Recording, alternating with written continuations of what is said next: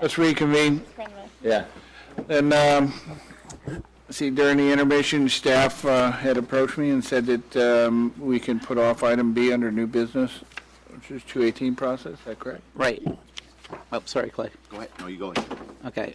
What I would suggest is at the subcommittee meeting, the subcommittee suggested that we draft we work with the subcommittee in drafting the letter that would go out as part of the 218 process. What I would suggest is that we bring that letter back to the whole city council with this item at a future date. Okay. Because this item can take a little bit of time tonight, and I think maybe having the letter so that way the council would have all the information at that point might be better.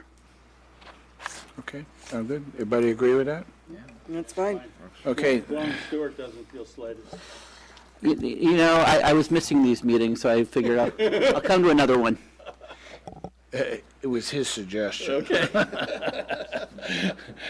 So I don't think he feels slighted. Okay, let's move on to item C then. Consider the Open Space and Ecology Committee's recommendation that the city not invest funds under city control in fossil fuels and directing staff to send a letter to CalPERS, which is California Public Employee Retirement System, which has Brisbane funds under management to divest from fossil fuels within the next 5 years. Staff report, please. Yes. So the city does not have any funds it invests directly in fossil fuel stocks or fossil fuel companies. Our portfolio is mostly made up of investments through the state through its LAIF funding, and also our investments are directly mostly to federal government or federal government agencies. We do have one short-term paper out for GE, which is not in the same level, which is not in the fossil fuel type stuff like an Exxon or others like that. So we're very careful in how we invest. The real issue is PERS invests on our behalf for retirement. And this is a growing issue amongst universities and some cities across the state to try and recognize that if we're fighting to create sustainability and to decrease reliance on fossil fuels, that our portfolios and our investments should show that. Glenn is here from the Open Space and Ecology Committee.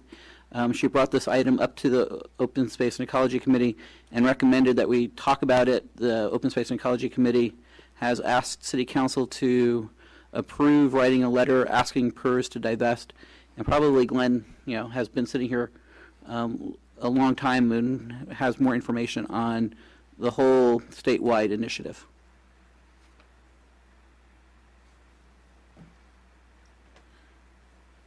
How you doing, Glenn?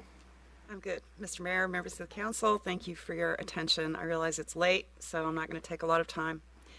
Let me just start by underlining why the Open Space Committee sent you this resolution that we hope you'll act on. The Intergovernmental Panel on Climate Change, which is the international scientific body charged with reviewing the current scientific evidence about atmospheric science, about the impacts of changing the chemistry of the atmosphere, and about informing policymakers what they ought to do to preserve a stable climate, has just this year, actually since last September, issued its 5th assessment report. They do these reports every few years. The interval varies. It's 5 or 6 years between reports. And this is the 5th one, as I said, that just came out. The first part summarizing actually thousands of scientific papers that have been produced at research institutions and universities all over the world, addressed the state of the science on climate change. That part of the report came out in September. The second, parts 2 and 3 of the report, the second one dealing with impacts, was released a couple of months ago, and the third part, saying what we should do, was released last week. So the elevator version of this is that, the whole report is 2,500 pages. It's really a giant scientific undertaking, and the members of the IPCC are charged with really reviewing pretty much every significant paper that's been written on climate science for the last 5 or 6 years, and many papers written by economists, by biologists, by glaciologists. I mean, the range is huge. So this is about as comprehensive as it gets in terms of talking about where we are with our burning of fossil fuels and changing the chemistry of the atmosphere. So point number one, we are actually adding more carbon dioxide to the atmosphere now than we were years ago. We are adding it at a faster rate. And I was telling my students this evening that you can sort of hear an undertone in this report. Scientists are now trying to determine impacts of carbon dioxide levels that they clearly did not think we would ever arrive at, because they've been writing these reports since 1990, and they pretty clearly expected that humanity, policymakers, would wake up to the danger presented by our experiment with the atmospheric chemistry and would act to reduce carbon emissions long before now, but we haven't done so. So just last year, we crossed 400 parts per million of carbon dioxide in the atmosphere. That is a third or so higher than pre-industrial carbon levels in the atmosphere. Carbon dioxide traps heat. That's well known. It's laboratory science. And on a business as usual projection, that is, if we continue what we're doing, we don't take radical, drastic steps to reduce our carbon emissions, by the end of this century, we will be talking about a temperature increase, global average temperature increase of 3 to 4 degrees Celsius, which translates into 7 or 8 degrees Fahrenheit. The IPCC, the panel, has been criticized for being too conservative in its projections, and there have been studies at MIT and elsewhere that say we could be talking about 11 or 12 degrees Fahrenheit global average temperature increase in less than 100 years. Catastrophic to life forms. Pardon me? That's catastrophic to all life forms. Yeah. That is catastrophic to all life forms on the planet, at least most of them. And it's kind of interesting that very sober, scientifically minded people who are accustomed not to using dramatic language are actually talking openly about the end of human civilization in the 21st century. All right, maybe not extinction of human beings, but the end of the kind of complex civilization that we have. The impacts portion of the report, which was released last month, I believe, talked about the prospect of food shortages of catastrophic dimensions, because we're changing the climate on agricultural land all over the world. The drought and heat that are expected and that are occurring in connection with this experiment in atmospheric chemistry are already affecting food production. And this is at a time when we are expecting, according to the United Nations, they've now revised upward their medium-term population projections for mid-century. For a while, they were saying we could expect the global population to top at about 9 billion. Last year or so, they've revised that upward to 10 billion. So roughly in the neighborhood of 2 more billion people than those that are currently here. And they will all want to eat, and we are really affecting the food production capacity of our planet in a very serious way. And, agriculture is one way, but the other dimension of this problem is that as we emit all this carbon, we are changing the chemistry of the oceans as well as the atmosphere. Carbon dioxide dissolves in water to give the famous fizz in soft drinks. But as it does that, it acidifies the water. And we have increased the acidity of ocean water substantially already, and it is affecting the viability of shelled ocean organisms, because the acid in the water just prevents their shells from forming. It dissolves them. And so I read just recently that there had been a huge die-off of baby scallops. Baby scallops are raised commercially in hatcheries, right? And this last year, scallop producers have reported huge die-offs because the babies can't form shells. The shells dissolve before they can actually form. The same thing is happening with oyster hatcheries. So we're also talking about potentially a crash in ocean food chains with unknown consequences. So that's the problem. I'm not going to say more. I could say a lot more. But I will say a little bit more about fossil fuels. yesterday was the 4th anniversary of the worst oil spill ever in the United States. The explosion and fire of the Deepwater Horizon oil rig in the Gulf of Mexico caused a break in the pipe that was bringing the oil up from below the ocean surface. And at its height, 50,000 barrels per day of oil was coming out of that pipe. The spill went on for something like 80 days. And each barrel, by the way, barrel of oil is 44 gallons. So 50,000 barrels per day coming out of there.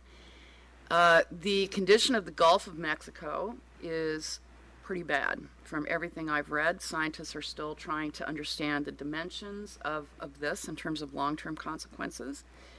But they have found oil sludge on the bottom of the floor of the Gulf of Mexico, several inches thick, where it is smothering all the life that lives on the floor of the Gulf of Mexico. A researcher studying marshes, fortunately, was out in the marshes before the spill occurred, and so she was taking censuses of insect populations in the marshes. So she had a baseline before the spill to be compared to after the spill. So she's just been researching again, and she's finding that insect populations have crashed in those marshes. And that's really important because insects feed everything else. They feed the birds, they feed the fish, they feed the amphibians, everything. So she's finding very drastically reduced insect populations, and the oil is still visible. There was a picture of her. She scooped up a handful of marsh mud, and some of it was brown like it should be, but there was this very thick layer of black goop. And her theory is that the spilled oil, when it gets hot, is volatilizing. It's becoming aromatic, and that is poisoning the insects. That's her theory. So fossil fuel production, if you total up the wars that we've arguably fought to gain access to fossil fuel, to preserve friendliness in large fossil fuel producing countries, if we count up the pipeline spills, if we count the destruction of entire landscapes, as with coal mining, mountaintop removal in the eastern part of the United States, happening in Virginia, happening in Kentucky, if we add pipeline spills, if we add train wrecks, trains full of oil coming into, arriving in towns and exploding, if we add up all the people who die from black lung disease and in oil rig fires, if you start thinking about what fossil fuels have cost us, even leaving out the climate, the bill is horrifying. The IPCC said we have, and I would add, we hope we have 15 years to make a turn, to get off this stuff, to change direction. We don't have much time. The divestment movement launched by Bill McKibben, the author of many environmental books. Started with a speaking tour on several college campuses in the autumn of 2012, inspired by the success of the divestment campaign in South Africa to force the withdrawal of companies from South Africa, to force governments to impose sanctions on the South African government to end apartheid. McKibben thought, well, maybe divestment is one of the ways that we can start sending a message to get off of fossil fuels. So my understanding is that there are currently divestment campaigns active on about 350 college campuses across the United States. San Francisco State University, students there last year persuaded the San Francisco State University Foundation to agree to divest. And this is a fairly small endowment. San Francisco State is not a wealthy university. But this is a huge success. And right around the same time, the San Francisco Board of Supervisors instructed their retirement board to consider divestment. And the retirement board in San Francisco has not yet agreed to do it, but the San Francisco Board of Supervisors has gone on record wanting them to do it. So the divestment movement is quite active. It is experiencing some successes. One question that might be in your minds is, what will divestment do? Why should we do it? And I would say that there are several reasons. One of them is, as Stuart said, this is a way for the city of Brisbane to go on record to make a moral statement that we must, as a society, get off of this stuff to save ourselves, basically. And to save, it's pretty clear when you look at the path of climate change that eventually climate change will affect everybody, but it's going to affect some people before others. Some people are going to get it first and worst. The people who are going to get it first and worst are people like those in the Philippines who are in the path of hurricanes, which are getting worse and worse. Sea levels rising higher and higher, bigger and bigger storm surges, very few resources for their societies to cope. So this is an issue of self-preservation, but it's also in that sense a moral issue. So one of the reasons I think Brisbane should approve this move and ask CalPERS to divest is to make a moral statement about the values of our city. Will divestment bankrupt the fossil fuel industry? And the answer to that is no, it won't. Certainly not anytime soon. But the California State Personnel System holds under management one of the biggest lumps of money in the entire country. This is a huge system. CalPERS has hundreds of billions of dollars under management. Many cities in California have already agreed to send letters to CalPERS, and some of those, a list of the cities that we knew about was attached to what we sent the council. More cities are considering this. There is a very active CalPERS divestment group, which meets regularly. They just held a big confab in Los Angeles last weekend, and I was not able to go to it because I'm working on a paper of my own, so I couldn't leave. But this is a very serious effort. If CalPERS, and CalPERS has a socially responsible investment policy, so there's a crack through which a plea for divestment might go. So I don't think this is an entirely quixotic enterprise to try to get CalPERS to divest. If they did, even CalPERS would not bankrupt the fossil fuel industry, but it would make the ground tremble under the industry's feet. This would be a very strong message. And one of the reasons I hope that Brisbane will do this, and I hope that our voice will encourage CalPERS to divest, is that this is something that policymakers would definitely pay attention to. I've served on the Energy Strategy Committee, subcommittee of the Open Space and Ecology Committee, and have worked pretty hard with Ray and other members of the community on what we can do as a city to reduce our energy use. But one of the things that I've felt from the beginning, and I feel even more now, is that cities can do things, and cities have done what they can, and we'll keep trying to do what we can, but we need policy at higher levels. And so I think, putting pressure on CalPERS and trying to get CalPERS to make this move, we would have Congress paying attention for sure.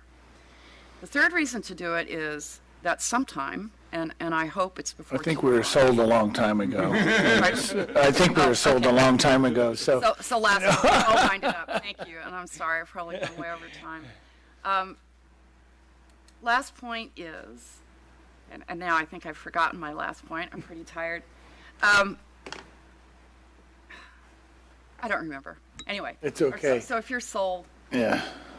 I think, Glenn, I don't see anybody on this council not agreeing with that. I think it aligns with, the stuff that we want to do, our statements for the environment. So, it's good.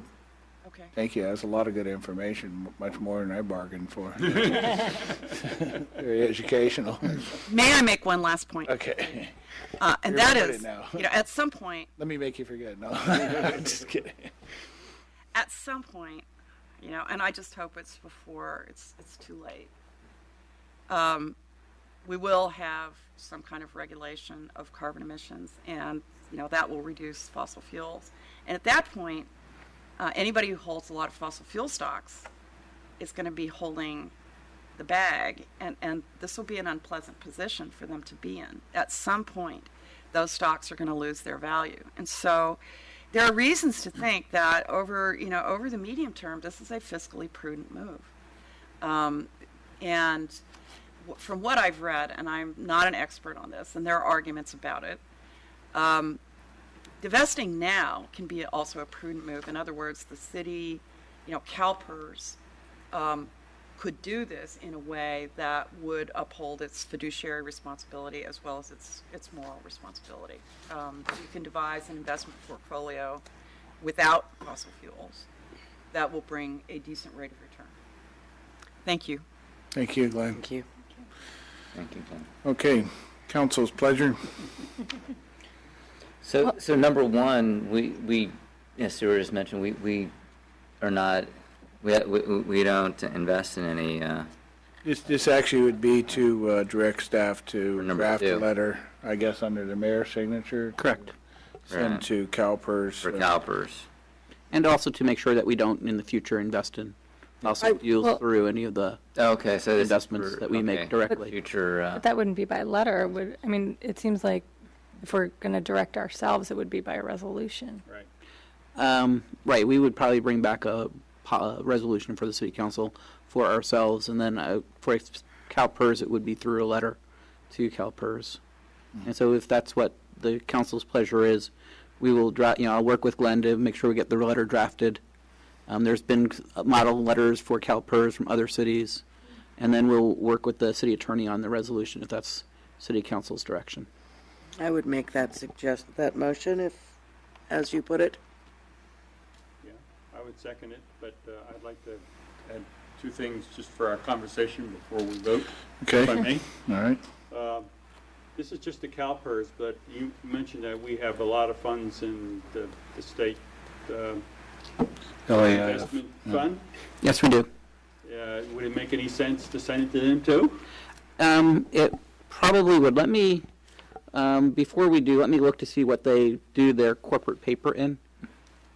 Okay, Because, if they don't have, they do a lot, they invest similarly to how we do, where they put a lot into the feds. And I'm not quite sure what their corporate paper is, but there's, on their website, it would show their corporate paper. okay, so let's look at that. But we know that CalPERS has got a lot of fossil fuel stocks. Yes.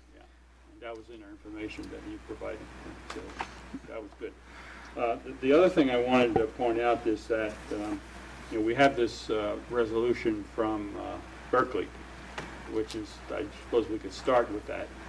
But there are a number of things that, one, need to be Brisbane specific. And two, there are a couple of points that are actually not in the Berkeley resolution that have been mentioned. And one is that, as Glenn mentioned, it's consistent with their socially responsible investment policy. And I think we could mention that. And the other thing is that the divestment from fossil fuels as a part of changing the mixture of a portfolio, doesn't seem to affect the rate of return. There's some pretty good evidence on that. So I think that should be mentioned as well, because everyone's in a fiduciary situation. They're going to say, "Oh, what's it going to happen to our rate of return?" Well, looks like not much. And as you say, in the long run, they'd probably be better off getting out of it sooner rather than later. So I thought those kind of things, should be incorporated into the resolution, and I agree with Laurie that I think we should really do this by resolution rather than, and we could have a cover letter, but I think it should also incorporate a resolution that states our whereases. Well, what I was suggesting was that the resolution would be for us to make a statement that the city should not invest in fossil fuels, but that it would be okay to do a letter to the to CalPERS with our request to them. I think that's what Yeah, but what my Berkeley sense is did. that a resolution stating the whereases and the arguments, my feeling is, we can think about it and look at it at the subsequent meeting, but my feeling is that that's more formal and has Yeah, more we of could an do both. impact than just a letter. I don't know, that's my feeling. But I think we're probably pretty much in agreement with the direction, and just a question of, okay, what's the most effective way to communicate? Yeah. So we do have a motion and a second on that. Any further discussion, council? All in favor?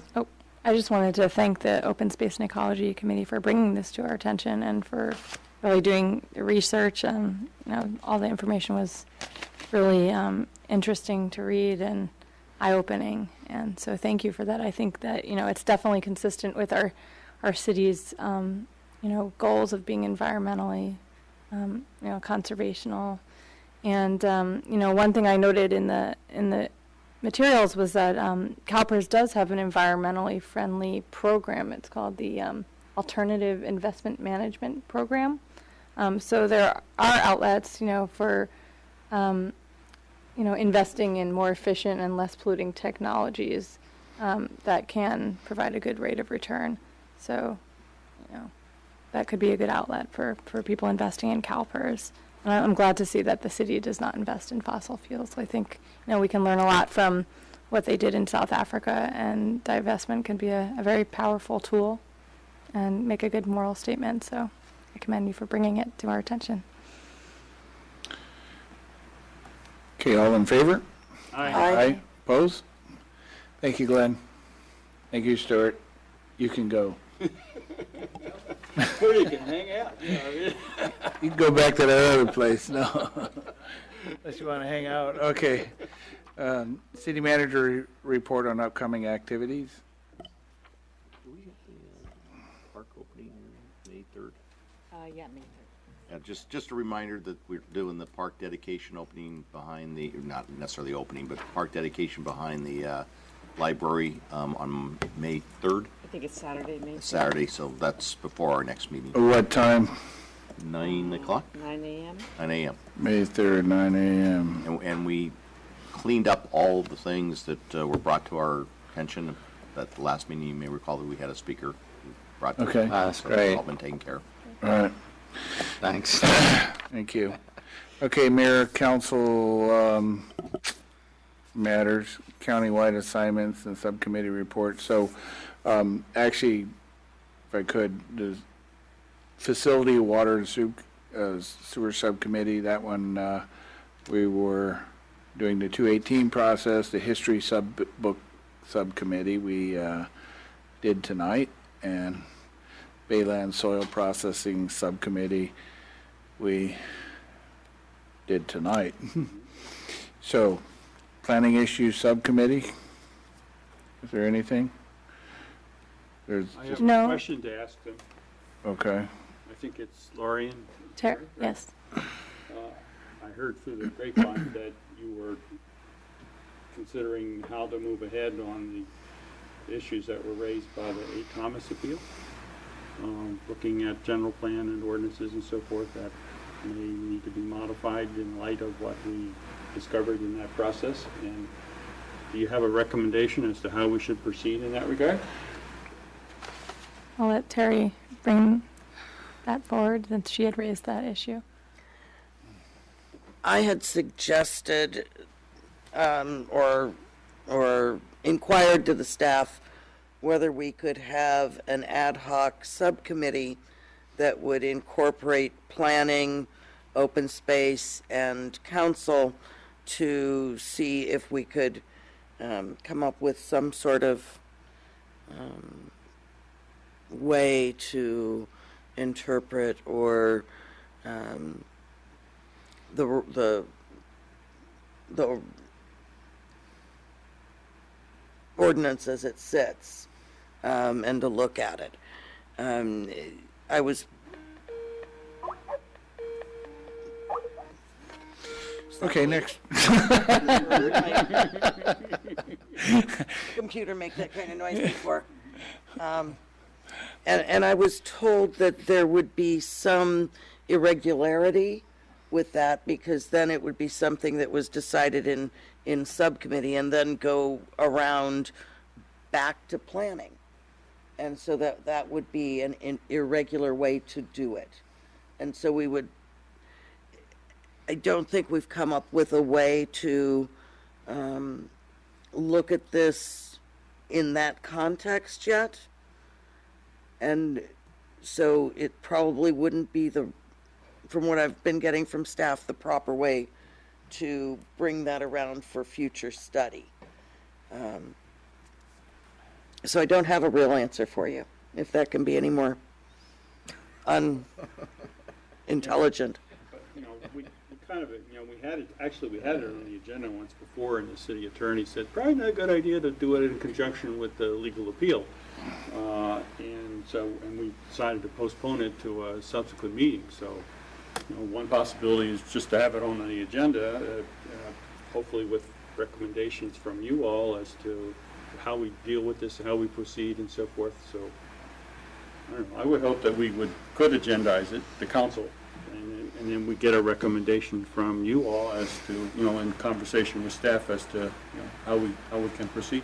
Yeah, I had been hoping that it would be a collaborative effort with some of our subcommittees, planning subcommittee and OSEC and Park and Rec and whoever else wanted to participate. Well, I got a suggestion. Why don't because not everybody thinks it's broke. I'm not sure exactly what you think is going to be fixed. Why don't you each person send to John what you think is going to be fixed, what needs to be fixed in there? Because I never heard any specificities. All I heard was there's some problems in it. We didn't have that conversation. Right, I hadn't No, but created a Frank, list, I the just thing haven't. is, I'd never really heard the specificities is what's broke. So would I suggest We maybe? agreed to discuss Well, it hold later. on, let me finish, Ray. Let me finish. All right? All right? Because I don't even really want to address this right now. I mean, we're 11:30 at night.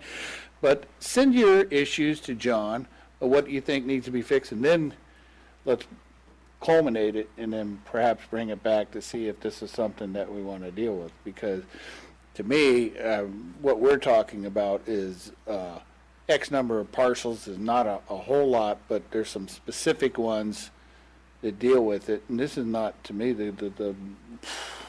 well, Yeah, but you see, what you're saying now is the reason why I think we ought to have a council discussion and not individual submissions. Because I just totally disagree with I'm you. not saying Let's just have a conversation about it. Why not? individual commissions. I'm saying that Individual submissions.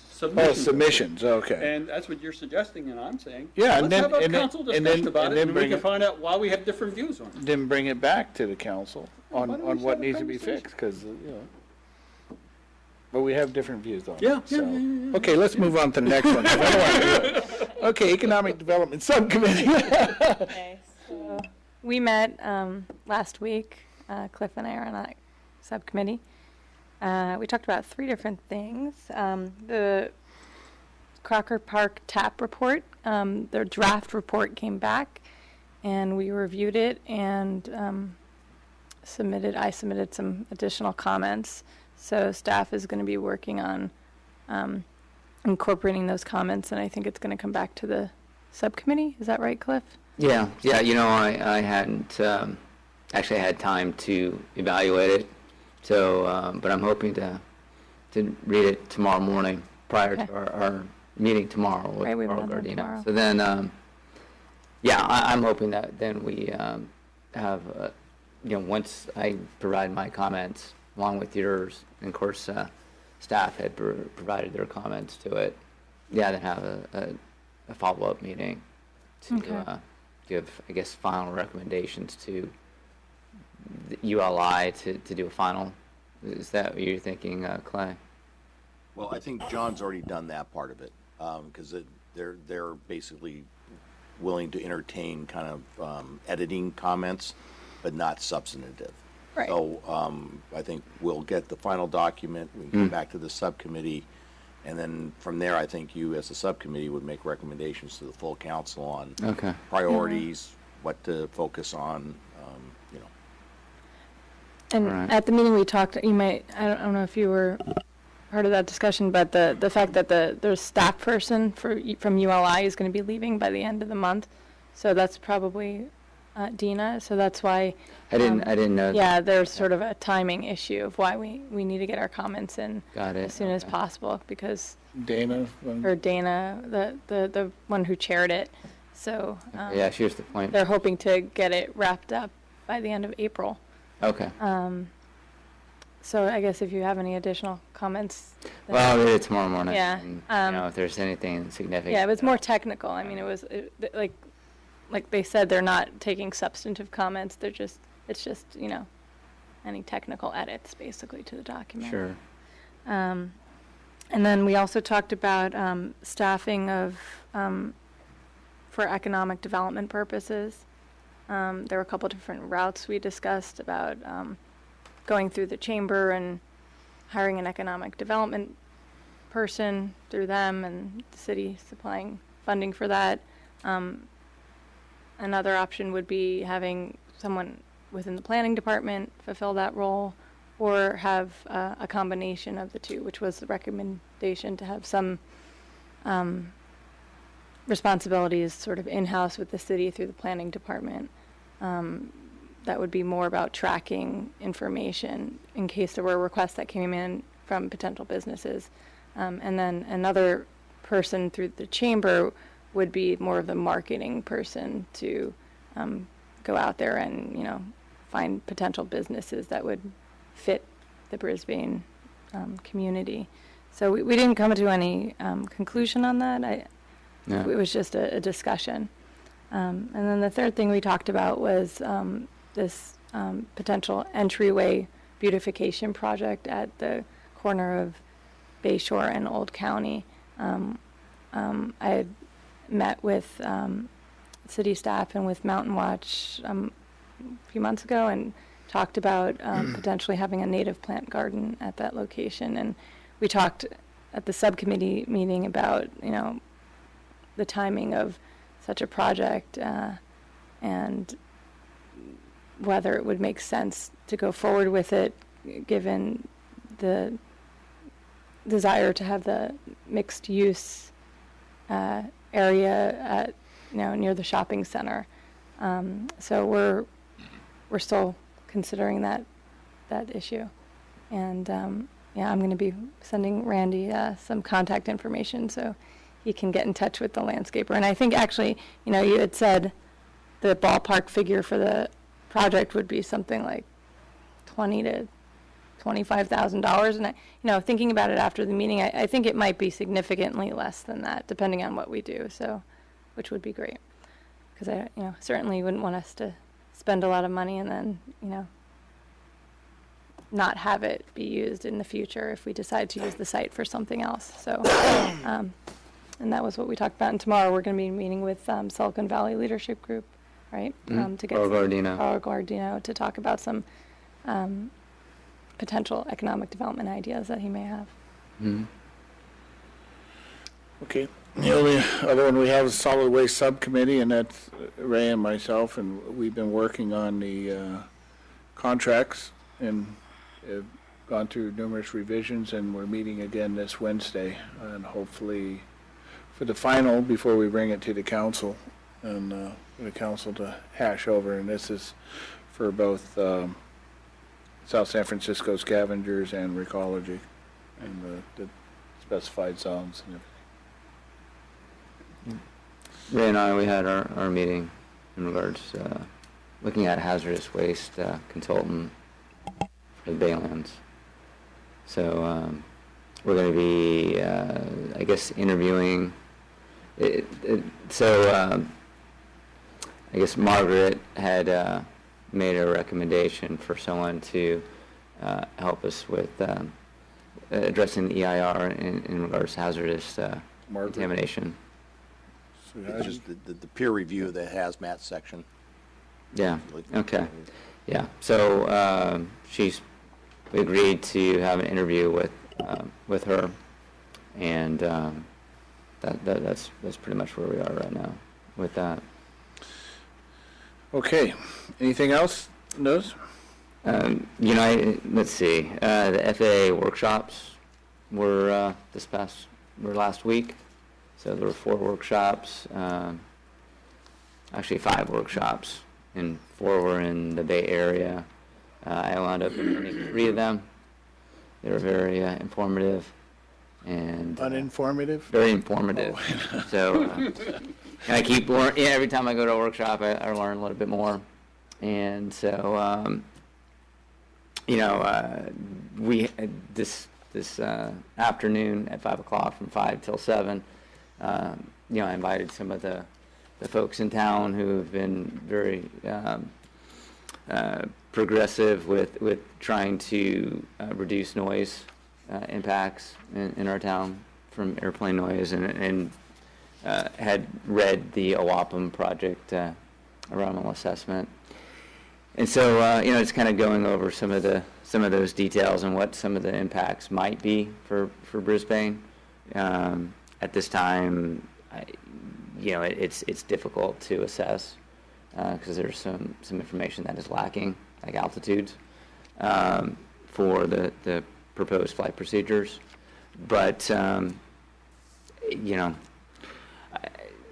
of based on what I've seen so far, there may be some slight improvements to noise impacts with the new flight procedures, but we won't really know until they start to implement, which is going to happen in November. This summer, I guess I think it's sometime in May, early June, they're going to close the runways for some emergency stopping equipment that they're going to install. And so it should be like a 2 to 3 month project, which will mean that the flights coming over Brisbane that are heading south towards SoCal will not be coming over Brisbane. So we're going to get a little bit of a reprieve from that. But then, later in the summer, those flights will be coming back.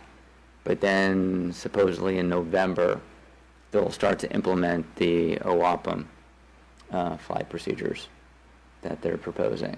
And hopefully after a certain amount of time, we'll be able to get a significant amount of data, and we'll be able to compare it with what currently exists and see if noise impacts have been reduced. So there's that. Oh, the Heart Luncheon is May 7th. It's going to be at the South San Francisco Convention Center, Conference Center. So all of us have been invited. It's free lunch. No free. Literally. So, I've told the board that if my council members can make it, they will. So, not to put the pressure on you guys, but it would be nice if we could Way to commit, Cliff. have a good showing there. Affordable housing is something that we've all talked about and that we all think is very important. So the luncheon is at 11. It goes till 1:30. Trip Hawkins, who is the one of the co-founders of Electronic Arts, will be the keynote speaker, and it should be a pretty good event. Okay. And and then on Saturday we had our Brisbane 5K, and it was well attended. Lori was out there pushing, I guess, her youngest. Yeah, my son Noah was with me in the Yeah. stroller. Did he have a bib? Or a race bib? I wore it for us, and he got a little keychain at the end. Good. So we changed the race up a little bit, and we did, besides having a 5K, we also did a community student fun run, which was 2 miles. So after the 5K race. So we raised some money for school district, raised some money for the soccer club or team that Ken Walker's a part of. So it was well attended and it was a good race. How much did you raise? I don't know the details just Oh. yet, but and I think the proceeds that were given to the to the school district and to the soccer team, I want to say it's like around $700, something like that, total. So, yep, Okay, that's it. Could I ask one quick question? Go ahead. Connected to what Go you ahead. were going to talk about. You mentioned that you prepared a letter of comments that you mentioned last time on the environmental assessment. Yes. Okay. Has that already been sent or? Yeah, from the so- airport roundtable? Yeah, so, Clark, you signed a letter on behalf Yeah, we're of the going to talk council. about that That's this right one now. Oh, okay, so, yeah. This is my, it's. Oh, okay. Actually, we've got LAFCO appointments, so We we're, did it we're, first, we're- yeah. yeah, we gotta do that I was first. just thinking it would be be useful to see that letter. If we The one could from the share that. roundtable? Yeah, right, share that with us. Okay, I know that Clay has a copy of that, too. And then Clark can talk about his letter to.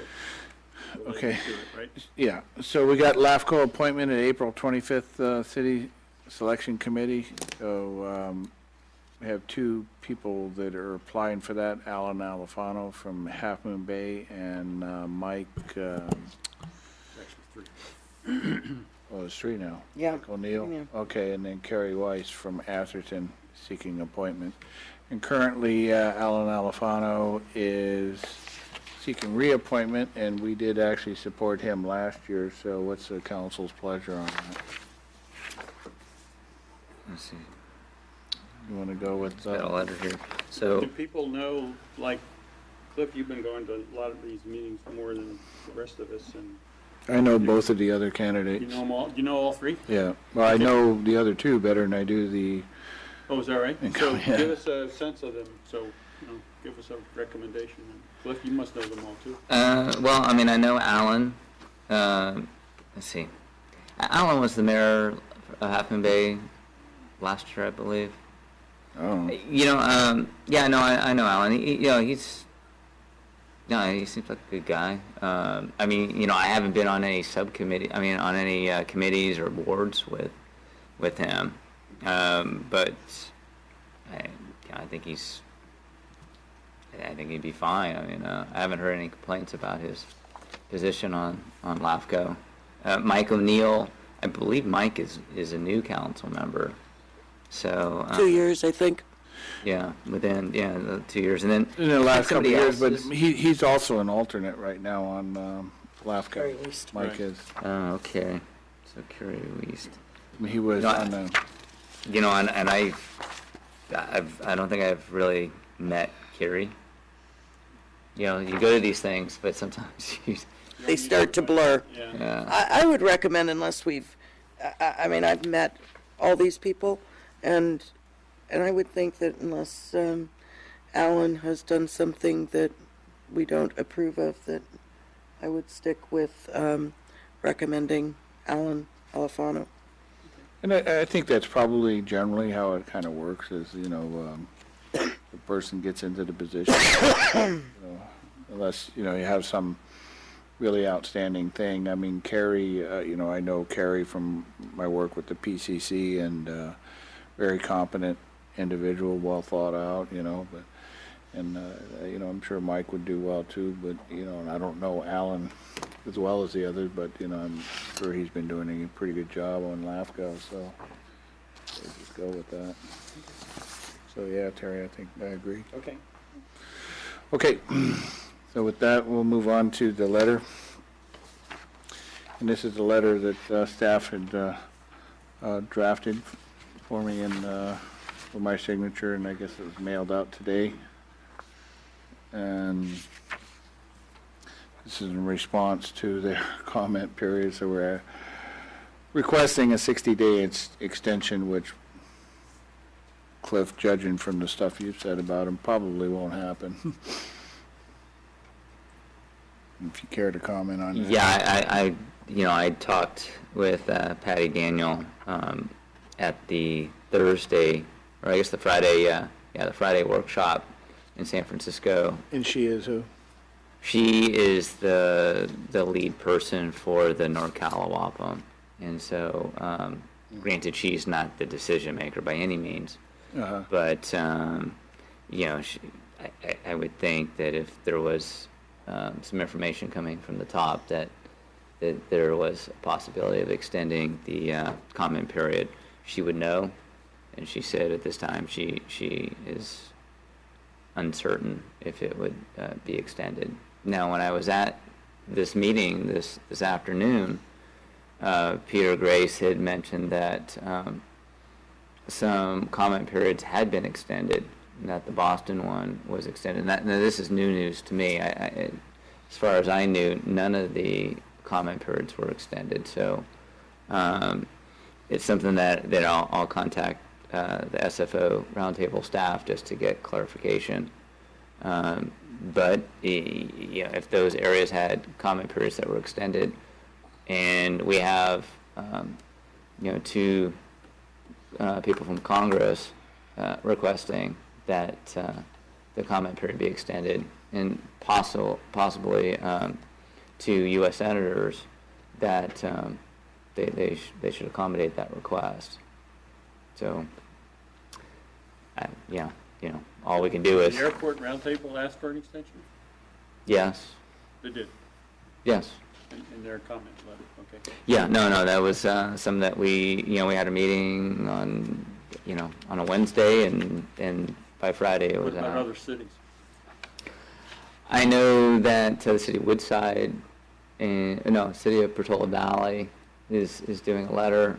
Whether or not any other cities in the county are doing it, I'm not sure, but I know Portola Valley is, and of course I knew that we would. Okay. Good job. Okay. That is it.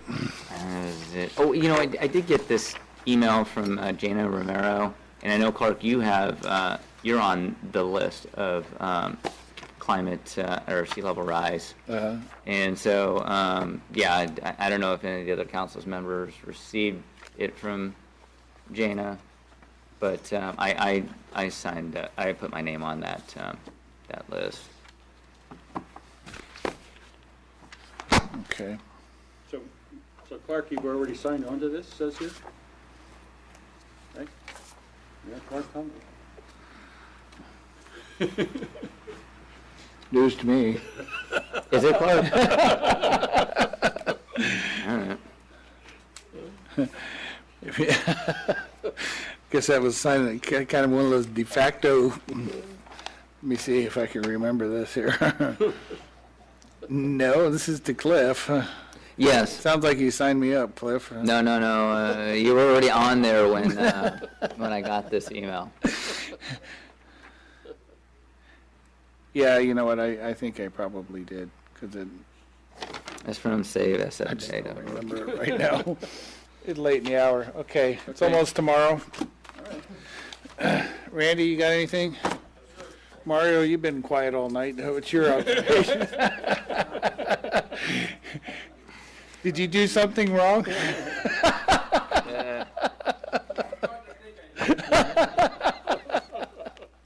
Okay, oh, this is still being taped, huh? All right, let me adjourn the meeting. Okay. Right.